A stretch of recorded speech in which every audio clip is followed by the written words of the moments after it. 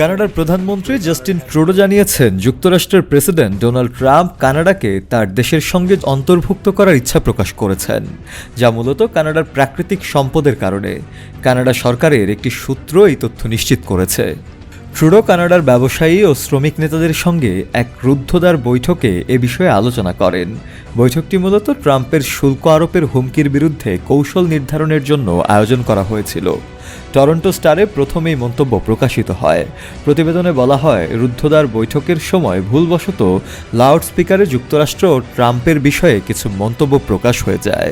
Trump পূর্বেও বলেছেন যে কানাডা যদি যুক্তরাষ্ট্রের 51তম অঙ্গরাজ্য হয়ে যায় তাহলে তা উভয় দেশের জন্য লাভজনক হবে। ট্রুডোর বক্তব্যের উদ্ধৃতি দিয়ে টরন্টো স্টার জানায়, আমাদের প্রাকৃতিক সম্পদ সম্পর্কে তারা সচেতন এবং তা থেকে লাভবান হতে চায়। ট্রুডো আরও জানান, ডোনাল্ড ট্রাম্প মনে করেন এই সম্পদ পাওয়ার সবচেয়ে সহজ উপায় হল কানাডাকে যুক্তরাষ্ট্রের সঙ্গে একীভূত করা। এদিকে কানাডার সরকারি সূত্র নিশ্চিত করেছে যে টরন্টো স্টারের প্রতিবেদনটি সঠিক। ট্রাম্প প্রশাসনের শুল্ক আরোপের পদক্ষেপ থেকে নিজেদের সুরক্ষিত রাখতে কানাডা জোর দিয়ে বলছে তারা যুক্তরাষ্ট্রের বিশ্বস্ত অংশীদার এবং তাদের জন্য অন্যতম প্রধান জ্বালানি ও খনিজ সরবরাহকারী। সাম্প্রতিক সময়ে সাংবাদিকদের সঙ্গে আলাপকালে ট্রুডো সতর্ক করেন, ট্রাম্পের শুল্ক আরোপের হুমকি সাময়িকভাবে সামাল দেয়া গেলেও দীর্ঘমেয়াদে কানাডা যুক্তরাষ্ট্রের সম্পর্ক রাজনৈতিক চ্যালেঞ্জের মুখে পড়তে পারে। ট্রাম্প গত সোমবার ঘোষণা দেন কানাডার ওপর শুল্ক আরোপের সিদ্ধান্ত 30 দিনের জন্য স্থগিত থাকবে।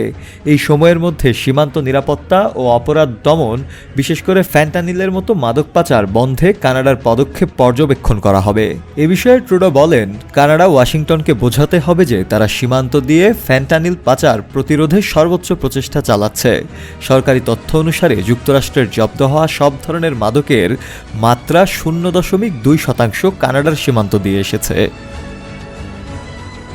শফেল মাওলা, কালের কণ্ঠ।